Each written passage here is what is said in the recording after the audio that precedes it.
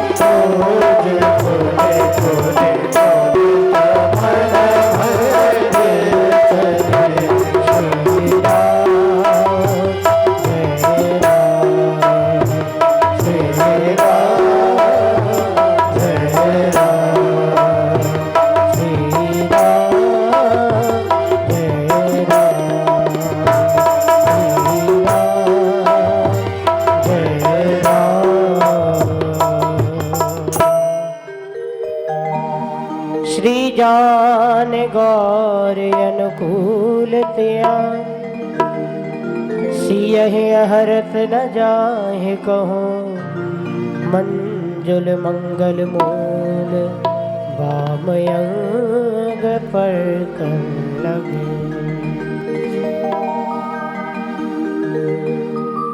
बोली थी अब रामचंद्र भगवान की। बोले श्री हनुमान जी महाराज की। वृंदावन बिहारी लाल की। भगवती दुर्गा मैया की जय। शंकर भगवान की जय। वीर हनुमान जी महाराज की जय। गंगा मैया की जय। सरयू मैया की तीर्थराज त्रिवेणी मैया की चित्रकूट अवध धाम की चारों सरकार की श्रीमद् रामचरितमानस महापुराण की पूज्यपाद गोस्वामी तुलसीदास जी महाराज की जन्मदाता माता पिता की गुरुदेव भगवान की भारत के संतों की भारत के सैनिकों जय जय श्री सीताराम।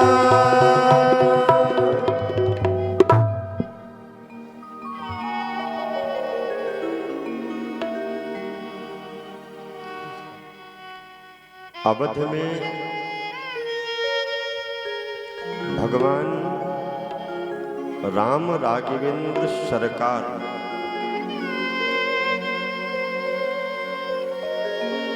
22 जनवरी 2024 में 11:30 बजे से लेकर के 12:30 बजे तक का वो जो समय होगा उस दिन का वो स्वर्णिम समय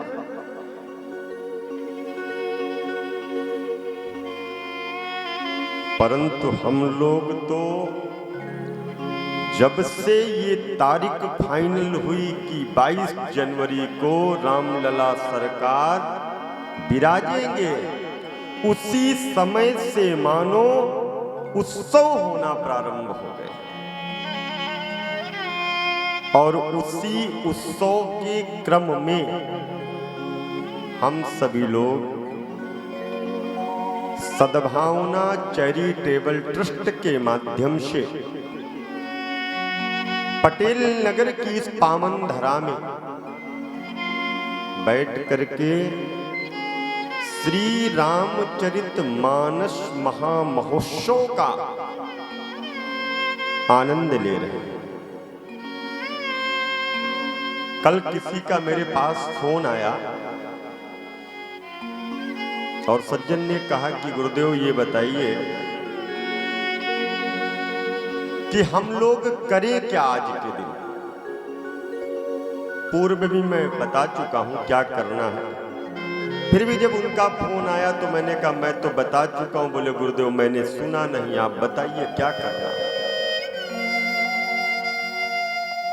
तो मैंने उनको एक ही बात कही कि जितने उत्सव आप करना चाहो तन के द्वारा, मन के द्वारा, धन के द्वारा, समाज के साथ, परिवार के साथ, पूरे जन समूह के साथ, अपने साथ, दूसरों के साथ, जैसे भी जो कुछ करना चाहो उस तरह के उत्सवों को आप उस दिन मनाइए।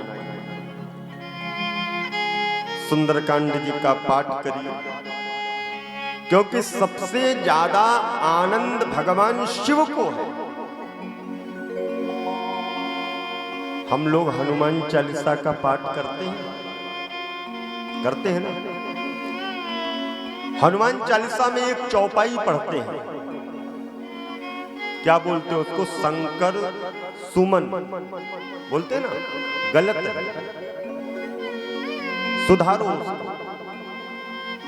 शंकर सुमन नहीं है।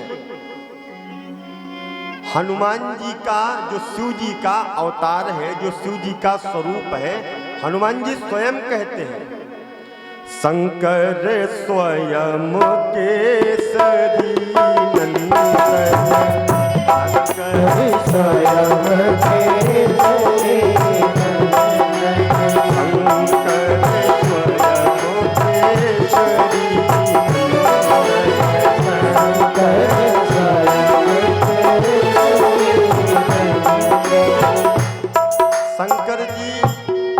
सुमन नहीं है, शंकर ही स्वयं हनुमान बन करके आए हैं। शंकर जी स्वयं ही तो हनुमान जी बन करके आए ना। तो शंकर सुमन केसरी नंदन नहीं, शंकर स्वयं केसरी नंदन। शंकर जी स्वयं हनुमान जी के स्वरूप को धारण कर इस धरा पर। तो उन सज्जन ने हमसे कहा, गुरुदेव ये बताइए शंकर जी का पूजन करें? मैंने कहा बिल्कुल करिए, बिल्कुल करिए शंकर जी का पूजन, क्योंकि सबसे बड़ा यदि कोई वैष्णव है तो भगवान भोलेनाथ सबसे बड़े वैष्णव। और जब वैष्णव प्रसन्न हो रहे हैं, संपूर्ण वैष्णव प्रसन्न हो रहे हैं, संपूर्ण आनंदित हो रहे हैं कि अवध में सरकार पधार रहे हैं, तो मेरा ये दायित्व बनता है मैं शिव का पूजन करूं, मैं शंकर का पूजन करूं, मैं राम का पूजन करूं, मैं गंगा का पूजन करूं, यमुना का पूजन करिए, सरस्वती का पूजन करिए, सर्वदा का पूजन करिए, नर्मदा का पूजन करिए, सरयू मैया का पूजन करिए। प्यारे कुछ नहीं कर सकते हो तो एक काम कर लेना, उस दिन गैया मैया का पूजन कर लेना, क्योंकि भगवान इस धराधाम पर आते हैं तो क्यों आते हैं? विप्रधीन सुर संत हित लीन मनुज अवतार। और उस दिन से अपने जीवन में एक संकल्प कर लेना, अपने जीवन में ये संकल्प कर लेना कि हमारे द्वारा कभी भी किसी भी जीव को हमारे द्वारा कष्ट ना हो। हमारे मन के द्वारा, हमारी वाणी के द्वारा, हमारे चरित्र के द्वारा, हमारे स्वभाव के द्वारा कभी भी किसी भी व्यक्ति को हमसे कोई कष्ट ना हो। उस दिन ये संकल्प ले लेना, और जिस दिन आप इस संकल्प को ले लोगे तो निश्चित राघव सरकार आपके पास में आकर के आपको कहेंगे कि तूने तो मेरे उस प्राण प्रतिष्ठा के पावन पर्व पर इतने सुंदर सुंदर संकल्प लिए। उसने कहा, गुरुदेव सारी बातें ठीक है, पर मैं उस दिन करूं क्या? मैंने यही कहा कि घर के मंदिर में बैठ जाओ, अयोध्या नहीं जा सकते, कहीं घर के दूसरे बाहर मंदिरों में नहीं जा सकते, कोई जरूरत नहीं जाने की, कोई भटकने की जरूरत नहीं है। जब समय मिले, जब वहां पर व्यवस्थाएं हो, तब आप वहां जाइए। अभी आप अपने घर के मंदिर में बैठ करके जिस आराध्य की आप आराधना करते हैं, जिस इष्ट को आप आराध्य मान करके उनकी आज्ञा को लेकर के नित्य निरंतर जितने भी कार्य करते हैं, आप उन्हीं इष्ट की आज्ञा को लेकर के करते हैं, अपने आराध्य की आज्ञा को लेकर के करते हैं। उन्हीं आराध्य के चरणों में अपने सर को झुका करके कह देना, हे प्रभु मेरे मन से आज रामलला विराजमान हो रहे अवध में, मेरे मन के अंदर जितने भी विकार हैं सारे के सारे विकारों को सरकार आप दूर कर दीजिएगा, मेरा मन निर्मल बन जाए। जब मन निर्मल बन जाएगा तो हमारे इस मन रूपी अयोध्या में परमात्मा निश्चित रूप से आएंगे। और भगवान कहते भी एक चीज है, निर्मल मन जन सो मोहि पावा, निर्मल मन जन सो मोहि पावा, निर्मल मन जन सो मोहि पावा, निर्मल मन जन सो मोहि पावा, निर्मल मन जन सो मोहि पावा, कपट चले शीघ्र नमावा, मोहि कपट चले शीघ्र नमावा। तो ये प्रतिज्ञा करनी है, और ये प्रतिज्ञा जरूरी नहीं कि हम 22 तारीख को ही करें, अभी से इसी समय से हमारे मन में ये धारणा बन जाए, ये प्रतिज्ञा बन जाए कि हम सभी के अंदर एक ही स्वरूप देखेंगे, एक ही भगवान का दर्शन करेंगे। कल के मंगलमयी कथा के पावन प्रसंग में हम सभी लोगों ने श्रवण किया, भगवान राघव अपने भाइयों के साथ में अवध की सीमा में आते हैं, चारों बहुरानियां साथ में हैं, मैया सुंदर सुंदर बहु रानियों को सीख देती हैं। सीख देने के बाद जो हमारी कुल की रीतियां हैं, जब बेटी ब्याह करके आए तो सास और ससुर का ये दायित्व बनता है कि वो अपने कुल की जो मर्यादाएं हैं, अपने कुल की जहाँ पे वो ब्याह करके आई है वहाँ के जो नियम है, उन नियमों को अपनी बहू को बताएं कि बेटी हमारे यहाँ पर ये नियम है, ये पूजा होती है, ये अनुष्ठान होते हैं, जब कोई आता है तो इस तरह स्वागत किया जाता है। सारे अपने घर के नियमों को बताएं। कौशल्या जी ने उसी तरह के नियमों को श्री सीता जी को बताया, मांडवी को बताया, श्रुत कीर्ति जी को बताया, उर्मिला को बताया। आज चारों देवियां अवध में आनंद के साथ हैं। कुछ समय के बाद में एक दिन ऐसी घटना घटित होती है कि राजा दशरथ अपने महल में, अपने राज दरबार में जो स्थान था वहां पर बैठे हुए हैं। कान के पास में दो चार बालों को सफेद देख करके कहने लगे कि मेरी वृद्धावस्था आ गई, ऐसा प्रतीत हो रहा है। अपने जेठे पुत्र को, बड़े पुत्र को गद्दी देने की परंपरा है, इस कार्य को निभाया जाए। और कार्य को निभाने के लिए तत्पर हुए। देवताओं में खलबली मच गई कि अगर राम को गादी प्राप्त हो गई तो निश्चित रूप से भगवान का जो अवतार धराधाम पर हुआ है, उस अवतार का हेतु जो है, कारण जो है, वह छूट जाएगा। और सरस्वती को प्रेरित किया। सरस्वती ने मंथरा को जाकर के बुद्धि का परिवर्तन किया है। मंथरा ने कैकेयी की बुद्धि को भ्रमित किया है। और कारण क्या निकल करके आया कि राम को वनवास और भरत के लिए गादी मांगा। गद्दी पर जब मेरा पुत्र भरत बैठेगा तो मैं निश्चित रूप से आनंदित हो जाऊंगी, प्रसन्न हो जाऊंगी। इतनी पावन कथा कल के प्रसंग में हमने श्रवण की। अब आगे की चर्चा करते हैं। भगवती आदिशक्ति मां जानकी को जब पता चला कि राघव वन की ओर जा रहे हैं, पतिव्रता स्त्री का ये धर्म होता है कि विपत्ति में अपने पति की सहायता करनी चाहिए। सुख में तो सहायता करते हैं, सुख में तो साथ रहते ही रहते हैं, परंतु विपत्ति आने पर भी साथ नहीं छोड़ना चाहिए। जानकी जी तैयार होती है, लखनलाल जी तैयार होते हैं। कल के पावन प्रसंग में हमने सुना था। सुमंत जी को जब पता चलता है कि ये सभी लोग बन जाने के लिए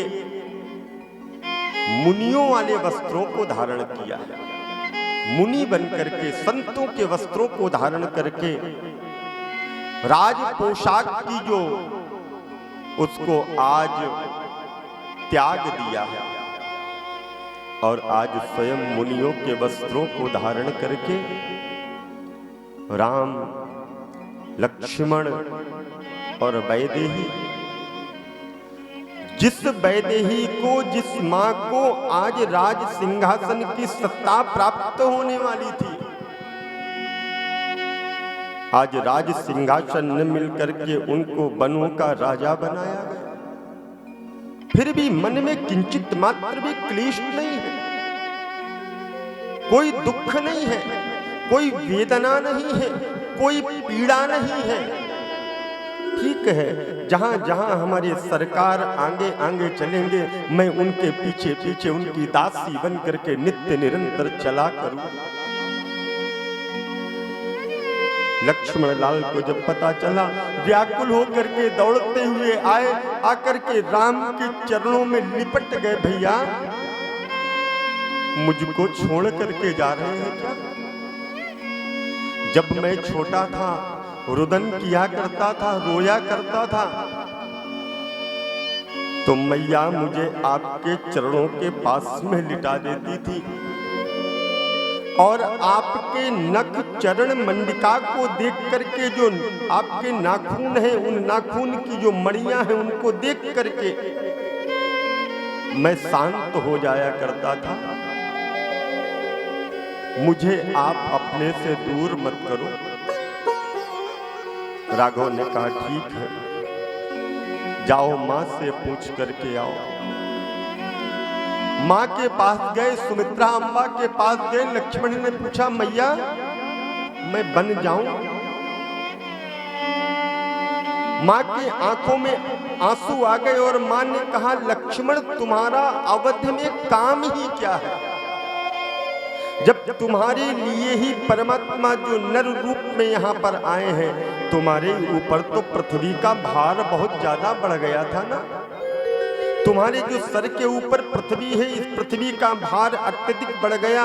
उसी भार को तो दूर करने के लिए राम ने इस धराधाम पर आकर के नर की लीला को करने के लिए तत्पर हुए, तैयार हुए। जब राम और सीता वन में जाएंगे तो तुम्हारा यहाँ पर कोई कार्य नहीं लक्ष्मण, जाओ तुरंत जाओ। पर चलते चलते लक्ष्मण के हाथ को पकड़ा है मैया ने और पकड़ करके लक्ष्मण के मुखड़े को देख करके मैया कहने लगी बेटा अपनी इस मां के दूध की लाज रखना। कभी भी तुम्हारे द्वारा कोई ऐसा कृत्य ना हो जिससे राम और सीता को दुख मिले। मां ने जैसे ही इस तरह से कहा, लक्ष्मण ने कहा मां मैं सौगंध खाता हूं, जब तक मैं जंगलों में रहूंगा मैं राघव को किसी भी तरह का कोई कष्ट नहीं आने दूंगा। बेशक मुझे अपने प्राणों का परित्याग करना पड़ जाए, मैं कभी भी अपने भैया की आंखों में आंसू नहीं देखूंगा। मां, मैया ने आज विदा किया। नगर के जितने भी नर थे, नारी थे, बालक थे, वृद्ध थे, जवान थे, जितने थे आज नगर के बाहर आकर के खड़े होने लगे। राजा दशरथ ने सुमंत को बुलाया, सुमंत यहां आओ। सुमंत ने जाकर के महाराज को सर झुकाया, महाराज आज्ञा करें।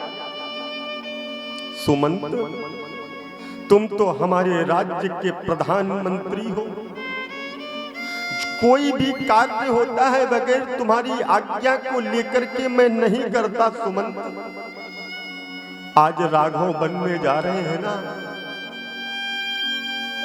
ऐसा करना रथ ले जाओ साथ में, रथ पे राम को बिठाना,